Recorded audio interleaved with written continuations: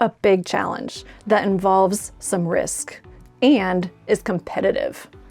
That is the driving style of your D style. And D stands for dominance. They are your go-getters. They are very fast-paced. They don't let things get in the way, very much results-oriented, and really enjoy a competition. They like to win. In some cases, I have actually heard people say, I care more about winning than the feelings of people. That's not true for all D styles, but they do have a priority of challenge, results, action, fast-paced, and sometimes winning. So is that you? Are you a D style? Or maybe you know someone who's a D style, and maybe this is resonating with you as to why they might be the way they are and how you could improve your approach to them to have a better relationship. Like I said, they enjoy a challenge.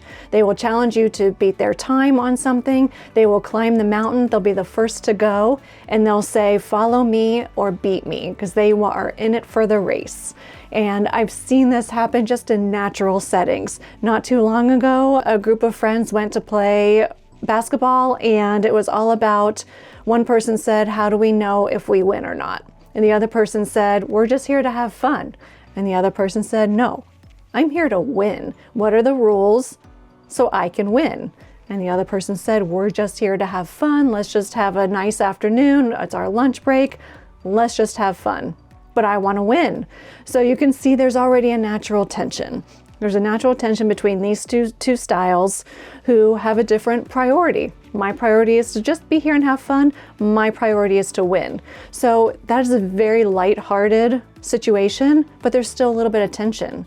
Take that to the workplace, right? What if you have these two styles at the workplace, and then the tension could potentially evolve and feel like conflict at some point. But when you have the knowledge, when you have the information, when you have the resources to define each one of these styles, then you don't have to have the conflict. Then you can help reduce the tension because you have a better understanding. The D style is fearless, they're goal-oriented, they're very driven, they have goals, and they work really hard to achieve them, and a lot of times exceed them. So they're critical for the workplace. Just like all the other styles, add a lot of value based on what is important to them and what they prioritize. Your D styles will help you drive results. Your D styles will help you meet your goals. But there's always the opposite side, right? The D style tends to be a little impatient. And because they move at such a fast pace, they want others to move at their pace also. So have a tendency to be a little impatient and not to focus on the other styles, and maybe slowing down just a little bit to invite the other styles along to catch up. But it is also an invitation to try to be more patient. Try to be more patient, try to slower the pace just a little bit to let the other folks catch up. Sometimes we have the different styles that speak while they're thinking, and then the styles that think before speaking. And your C's and your S's tend to be the styles that are thinking before speaking, and our D and our I styles tend to be the styles that think while they speak. And we want to make sure we give room for the S's and C's to think, because that is what's important to them. So give them an opportunity to think first and then offer what it is they want to share. So working with a D style, if you're not the D style, what can you do to then bridge that gap when working with the D style? Just be direct, balance their style, match their style. Be direct just the same way they're direct. That does not equate to being rude. Don't misinterpret, but be direct. Fast-paced, fact-oriented, and focus on those results. Too often, I've also seen teams and organizations where the response is cut to the chase. I don't care about the fluff, just tell me the results.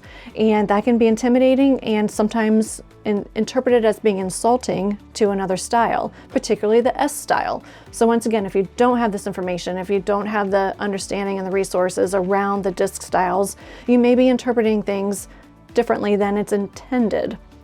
And I do have a video on intention versus interpretation, so be sure to check that out. So back to the D style. It is important to have that understanding of why people do what they do and use that information to improve those relationships and the communication. So when you have a D style saying, I don't care about the fluff, just get to the results, That's their priority. That's what's important to them. It's not personal. Don't take it personally, but now you'll have a better understanding that when you're communicating with this person, they just want the results. And I guarantee you, further down the road, they will invite the fluff in. It's really interesting to see in like workplace settings and in meetings. If you have a D style leading a meeting, it starts with results. It starts with the agenda and where are we on this project and what's the deadline and what's the timeline and who's done what and all the stuff, all the facts, all the data. When you have maybe an S style leading the meeting, how's everybody doing? How was your weekend? What are your plans for the weekend? How was the wedding you went to? How was the vacation you were on? So what a D style calls as fluff, the S style calls relationship building. The D style is interested in it, just at a different time. So the D style tends to ask those same questions, but maybe towards the end of the meeting when they already have the information that they need and the results they were looking for.